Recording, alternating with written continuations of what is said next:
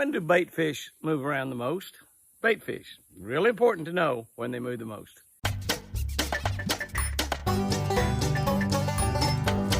Whoa! That's a beauty. Good morning, guys and girls. July 20. Golly, July 20. We're used up 2/3 of the month already.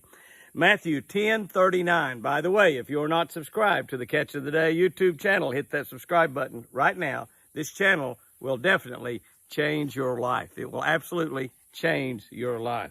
Matthew 10:39 says, those who try to hold on to their lives will give up true life. Those who try to hold on to their lives will give up true life. What in the world is God talking about there? Come on. Here's what I wrote about it. Catfish. Catfish, that's right. Catfish are incredible. They're really a lot of fun to catch and tremendous to eat. The amazing thing to me about catfish is how well they can live out of the water. They somehow can hold on for hours and still be just fine when pretty much any other fish would be long gone. A catfish, you can leave him out of the water and leave him out of the water and leave him out of the water and put him back in, he just swims off just fine. It's like he's just, it's all like you almost breathe air, just like you and I can. I get kind of amazed at some of these noodling contests that they have. They catch these big giant catfish, 40, 50, 60, 70 pounds noodling here in Oklahoma. And they a lot of them have got tanks where they have tanks in their trucks, and they'll have those fish in those tanks. It doesn't take really much water or oxygen for the catfish to get by. And they'll carry them into town and weigh them and hold them up and take pictures and do all this. And they'll go turn them loose. The catfish just swims away. He's just fine. They're an amazing, incredible fish. And I've caught literally thousands of them. Helped pay my way through college selling catfish. Sold lots of them. Lots and lots of catfish.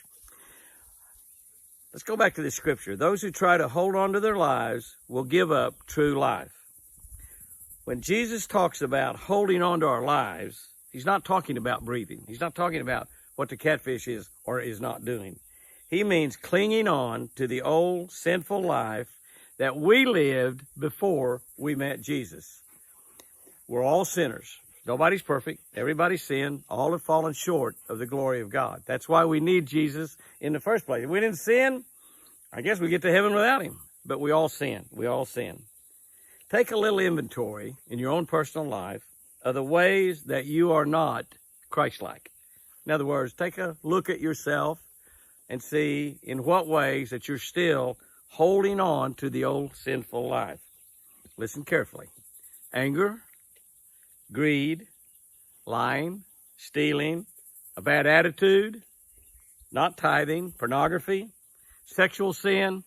The list could just go on and on and on. And things that are in our lives that we're holding on to that are not Christ-like. You get the picture of what I'm talking about. Now, start cleaning house. That's exactly right. That's what we need to do in our life, is we need to take a good hard look and see, what are we still holding on to that's worldly? What are we still holding on to that's keeping us back from all of what God has intended for us, from keeping us back from being the kind of individual that God created us to be, that's keeping us back from his glory and his favor and his blessings and his rewards? Because we've all got something. None of us are perfect still, even after we find Jesus, even after we're saved, even after we're right to God, we continue to sin. Sometimes certain areas we just never ever let go of. Never ever let go of. Search yourself. Look at yourself today, realistically. Don't have to even share it with anybody else. Look at yourself and say, where am I falling short of what Christ wants me to be, of what God created me to be? Do I tell little white lies? Do I have a bad attitude at times? Am I greedy? Do I have a little pornography stuck in my life? Am I creating a little sexual sin that I just can't quite get away from? On and on and on. So many things. Am I prideful? So many things that we can do to clean up our lives. When we start doing that, we're going to start receiving more of the favor of God, more of the blessings of God, more of the rewards of God. Because God created us to be special, special people. Here's our tip for today, talking about bait fish. Bait fish. Bait fish move around more at night. That's exactly right. Bait fish move around more at night. They also move around more early in the morning, late in the evening. This time of the year, one of the key things to look for is shad spawn. Shad spawn usually right about daylight, and they'll be around boat docks, they'll be around grass areas, they'll be around points that's got grass on them, be around bridge pilings. And when those shad spawn, they draw bass and crappie in there like a magnet, white bass, walleye, wherever you're fishing for. When those shad spawn, you want to get in there and get involved in that action because it's something you definitely want to be a part of. Guys and girls, go out there and have you a great one today. And remember, I sure do love you.